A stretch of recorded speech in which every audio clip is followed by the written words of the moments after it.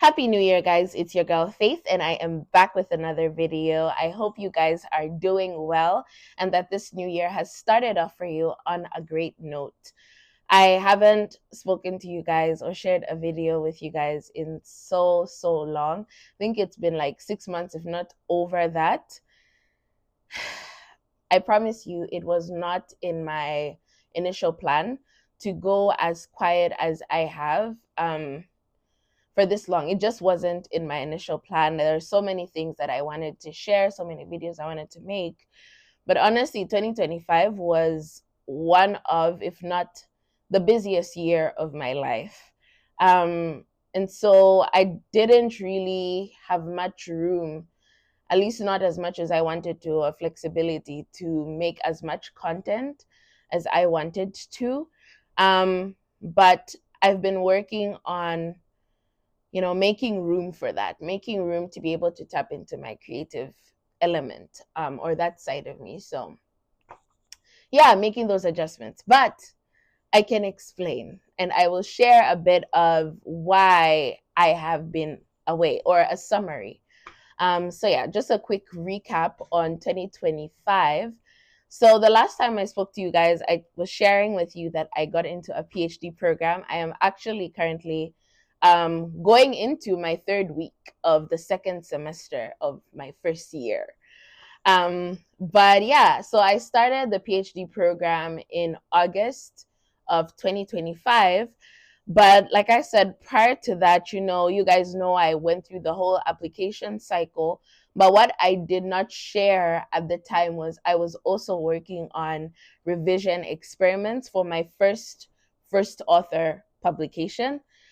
And if you guys are in any way familiar with the process of getting a publication out, um, it can be it can be quite a lengthy process and involving process. So if you're not familiar with this, I'll try to summarize it a little bit. I'll try to summarize what the process looks like. So when you are submitting a paper to a scientific journal, so you get your submission done and all, at first I believe goes through the editor. So the editor can then give you feedback as to whether or not they will recommend your paper for revisions, or for review rather, by other people, the reviewers. So you have a committee of reviewers who then review your manuscript. So they do a deep dive in your paper.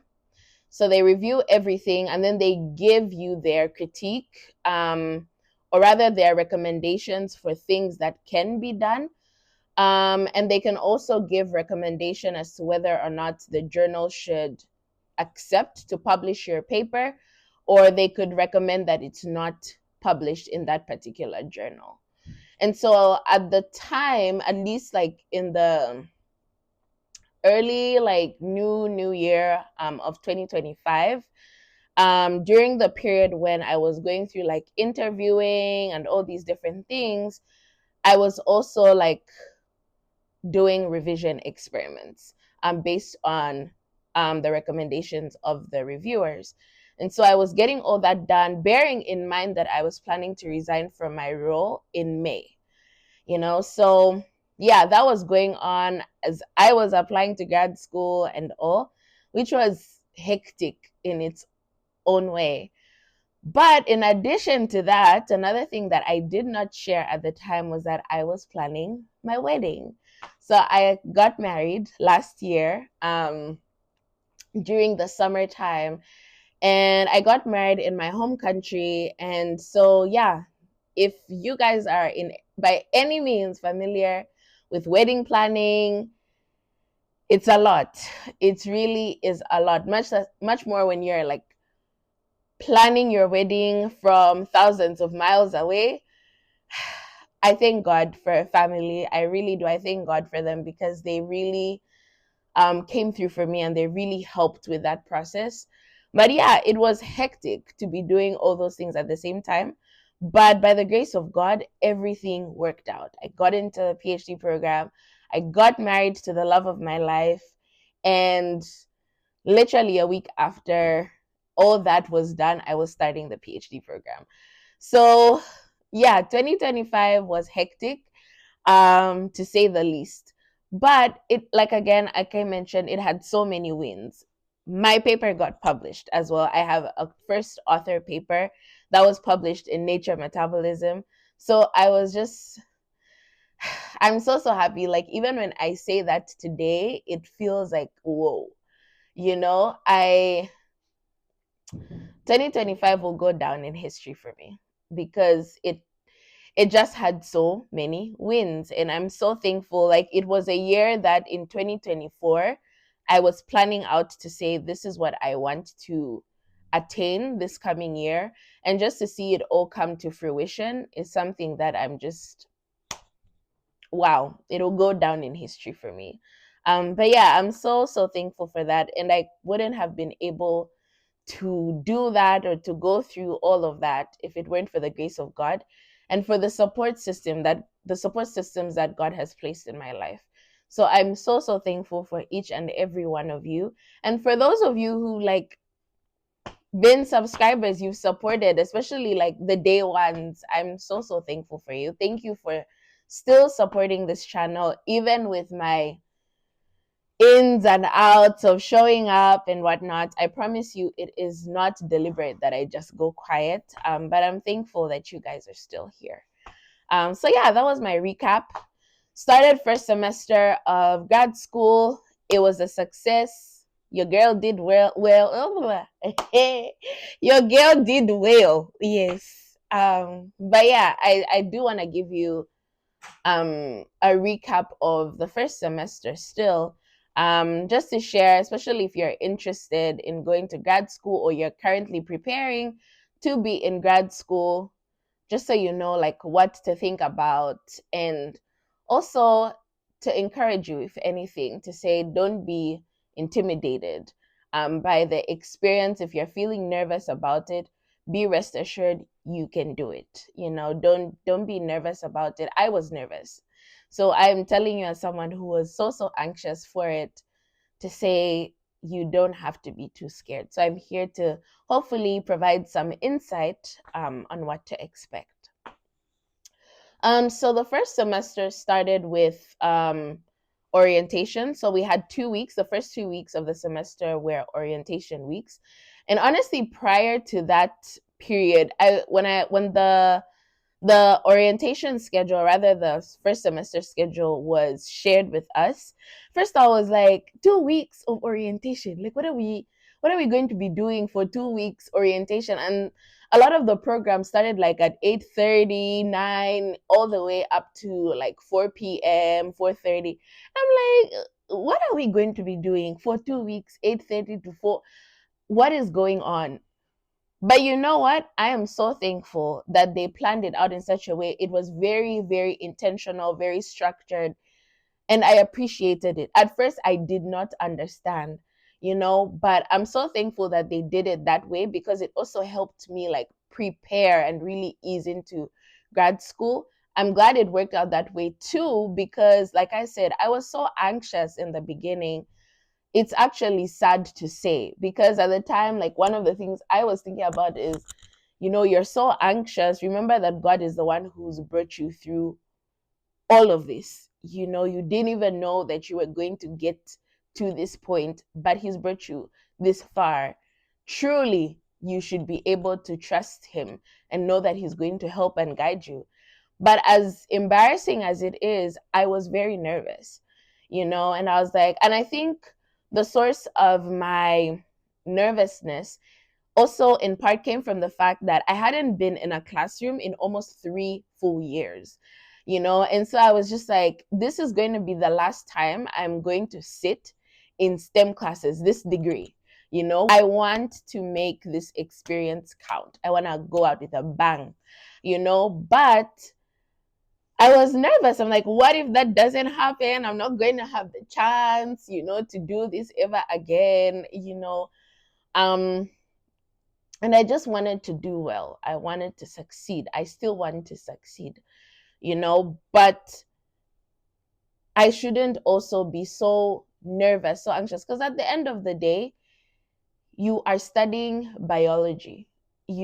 that is something. God created us. He created everything that has life. So it's like, trust the one who created you and created everything else to be able to impart that knowledge in you of his creation. So yeah, I thank God for those growth points. But yeah, it really helped me going through like 2 weeks of that orientation, and just like a few things that I'd really say like really counted for me. First of all, the grad school is so supportive. They were so supportive. They really showed up for us. They weren't as intimidating as I thought they would be. Like everyone would just be. I don't know about you guys, but sometimes, even as someone who has worked in the STEM space for some time now, sometimes, I think I even like before I went with this impression that scientists are these, they're very like unapproachable in a way. But no, they're just regular people too. And they were just so supportive, very, very comforting, very encouraging. And it helped put some of my fears at ease, in the process. Um, Also, another thing, talking to the senior grad students, and when I say senior grad students, I mean like second years, third years, fourth years, fifth year students. I'm talking to them and listening to their experiences as grad students at VAIGS was really, really helpful. Like listening to both their ups and their downs, and just them being open enough to share what their experience as a grad student has been was also very, very comforting. The other thing was like talking to the faculty and getting to know more about the departments and the kind of research that's going on. I think like when you're applying to graduate school, you have the opportunity to look at what different faculty are doing, what kind of research different labs are doing. So as a result, you have an idea of the kind of like, say, labs you want to rotate in, for example, or the kind of like PIs you see yourself potentially like working with, or the kind of advisors you see yourself working with. But when you also start grad school, there is the opportunity you have to actually interact with those advisors or PIs. And by PIs, I mean principal investigators, so the heads of labs. Um, yeah, you have the opportunity to really interact with them and also learn about other research in a way that maybe like when you were looking at the websites and whatnot did not really like catch your attention, but does like when you start the grad school program. And that is exactly what happened to me. So there were two forms in which like we initially got to hear more about what the PIs were doing and what their labs specifically were studying. There were flash talks where like they would come talk to us for like a few minutes, tell us more about the lab, and we had opportunity to ask more questions, more in-depth questions. And there were also like poster sessions where you could actually interact with the PI and they were explaining their research to you. That was very like weird for me. It was so odd, the poster sessions, because I am so used to being the one in the position to have to like talk about my research. So it was kind of nice, to be honest, to have like the PIs talk about their research and you be the one to ask questions. But yeah, during like the poster session was where I got to learn more about the lab that I hadn't even like thought about during the time when I was applying to grad school as well as working as a tech. I hadn't thought about the lab at the time, but I was so interested, and it turned out to be the lab that I rotated in for my first lab rotation. I'm currently doing my second lab rotation. So at VAI, you get to do 3 lab rotations total. A fourth rotation is optional or circumstantial, but um, yeah. So yeah, I really appreciated that opportunity because it helped me learn more about what the school had to offer. During the orientation, I also had the opportunity to learn more about Grand Rapids, which oddly enough, in the 2.5 years that I was living in Grand Rapids, like prior to you know, my applications and all that, I there were a lot of places that I didn't know about, So I had the opportunity to do that, and it was summertime when we had orientation, so the weather was so nice. Got to have street food within Grand Rapids and enjoy some music outdoors. It was a nice experience. Um, so yeah, I'm thankful for that.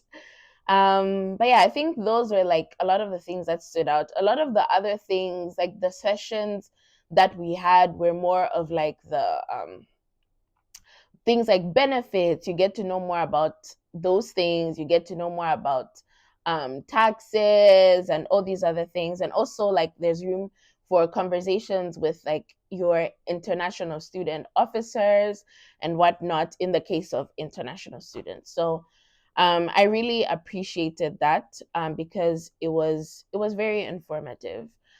So yeah, moving over to classes or the courses that I was taking. So in my first semester,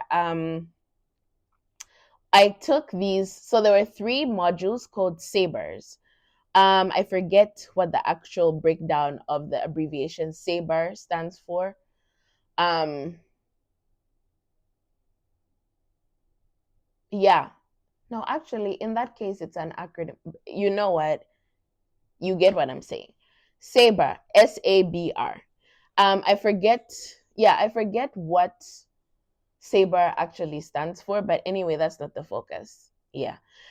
There are five Saber modules total, and the structuring of the courses varies from school to school. So this specifically for VAI. There are five modules that I would have to take. They are based on the five departments, the main departments at the institute.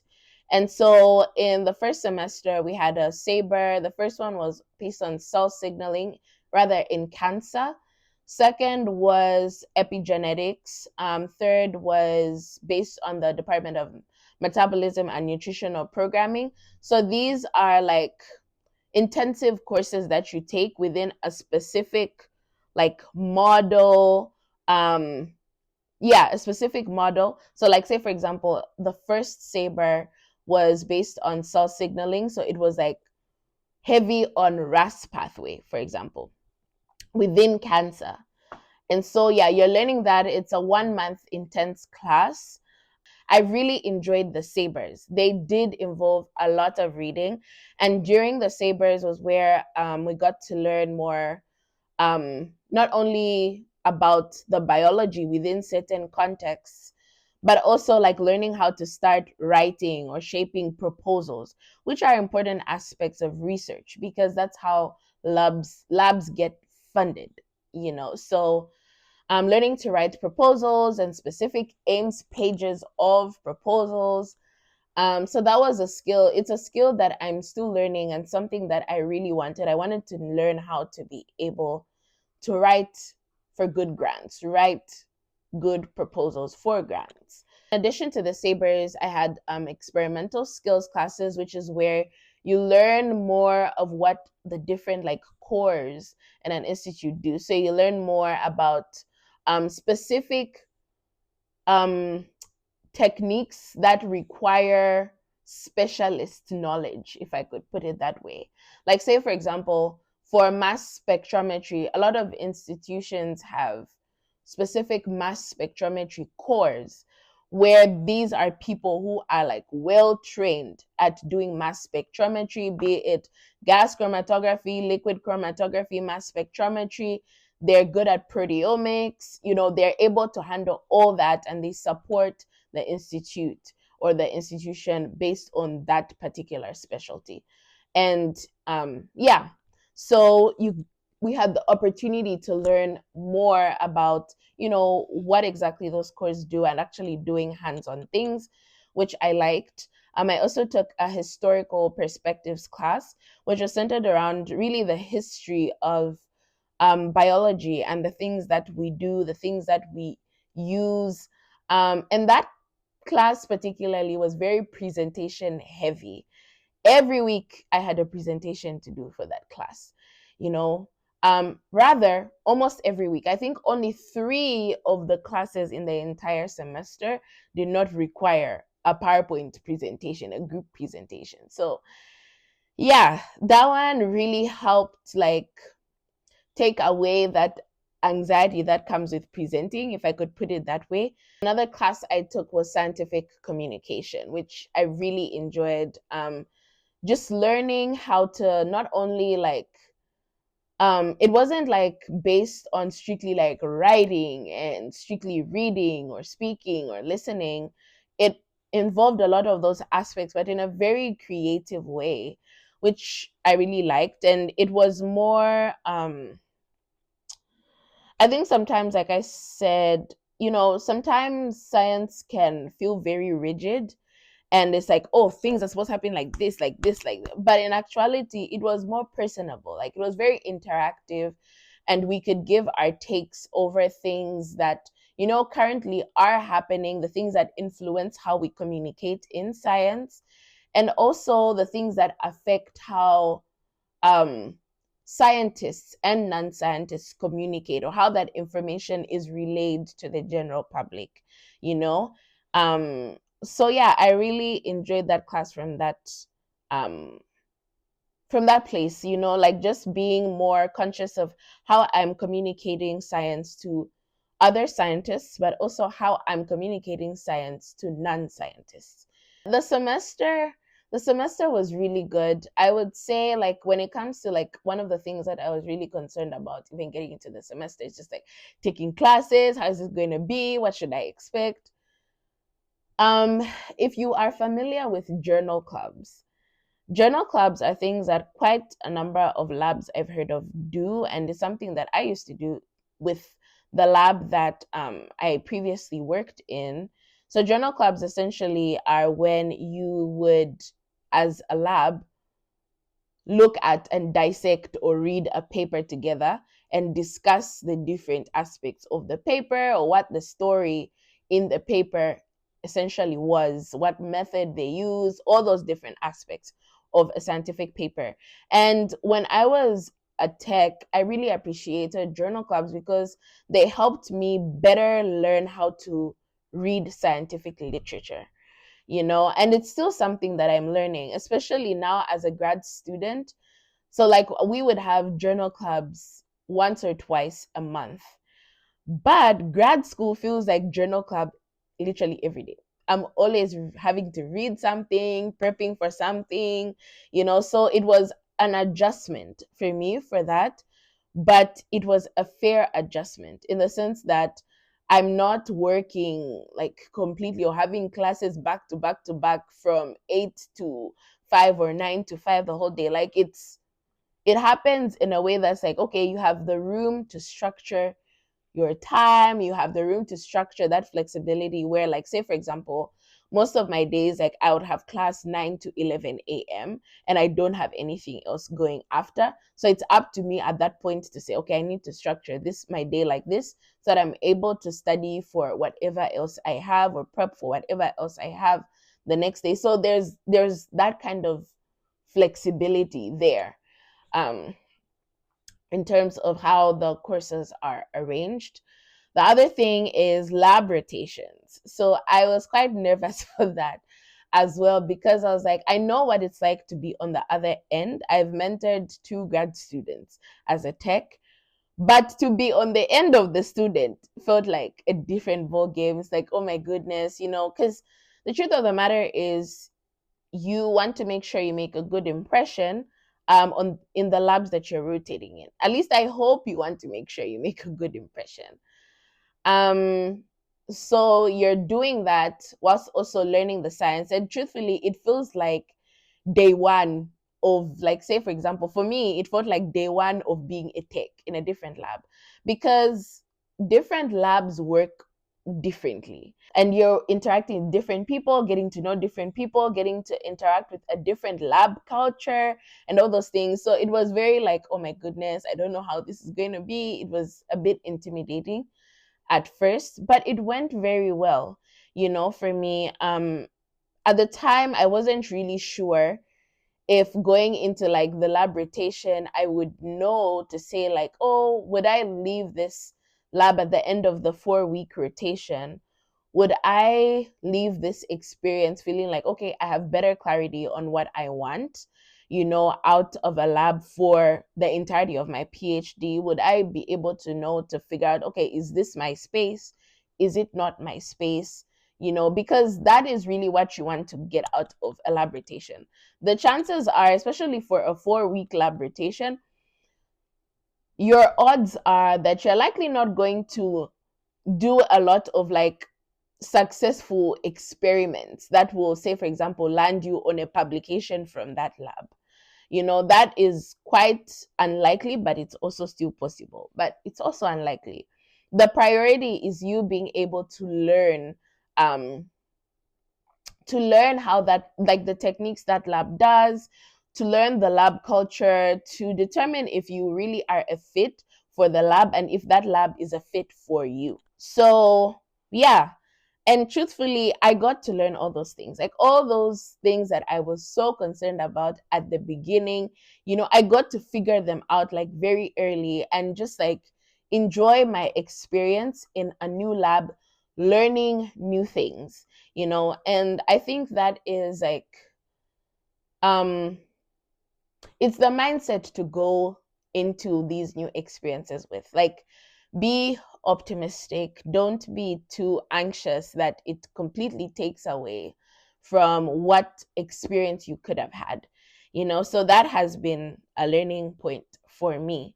But I also want to say, not every lab experience, regardless of how much of a positive attitude you go into it, not every lab rotation experience may be positive. And that's okay. It's about you figuring out whether that lab is a good fit for you at the end of the day. So, yeah. So that was pretty much that. I'll say the first semester was a success.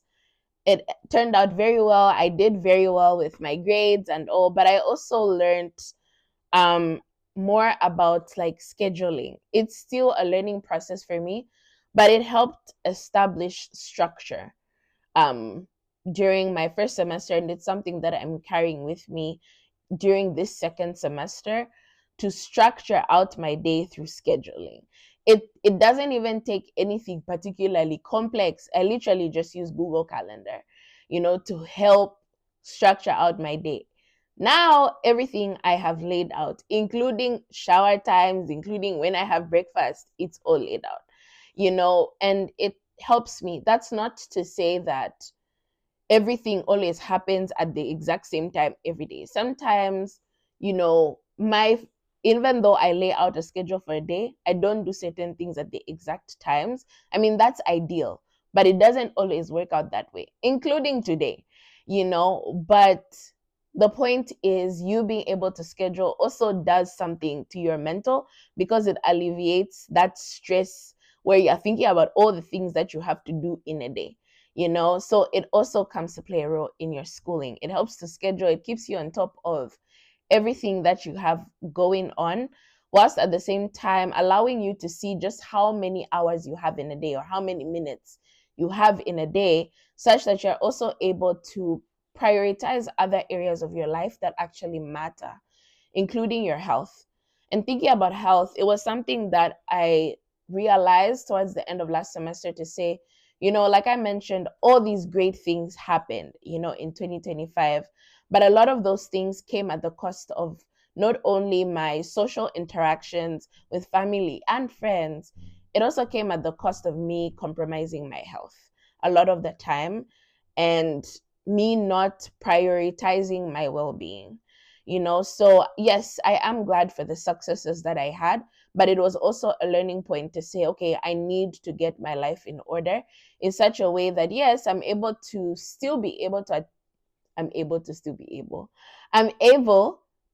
achieve the things that I want, whilst not compromising my health in the process, and compromising my relationships, and me, part of my health, being able to tap into my creative element. So it's still a work in progress, but it's been working. so far. So I'm going to keep trying, keep pushing, and just keep praying about it. Everything, leaving all these goals, leaving all these plans in the hands of God, because that is the only way they will be blessed, and that is the only way, I keep saying, you know. But yeah, that's pretty much been the recap of this past year as well as this past semester. Um, so I hope you enjoyed this video, and I hope you learned a thing or two. If there is nothing you've taken from this video so far, I would say the one takeaway, I'll say surrender all your plans in the hands of God. That is all. I will say surrender all your plans in the hands of God. Even if you feel at this moment like, what you're thinking of or what you're hoping for is so outlandish, surrender it all in the hands of God. I had no idea really that, rather, I really wanted things to go a certain way for 2025.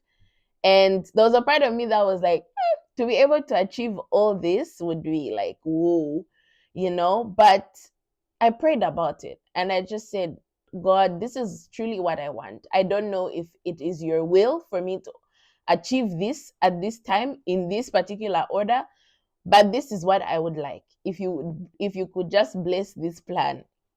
Yeah. And it happened, and it worked. So leave everything in the hands of God. Even if you don't get what you want in that particular year or month or week or season, continue to leave things in the hands of God. At the end of the day, He has your best interest at heart more than you even do. So, yeah. But yeah, I hope you enjoyed this video. And I just want to say thank you again to each and every one of you who continues to support this channel. I am so grateful for you. I really enjoy talking to you, and I'm just happy to be back. So yeah, I hope you have a great week ahead of you. Please take care of yourselves. Till the next one. Bye.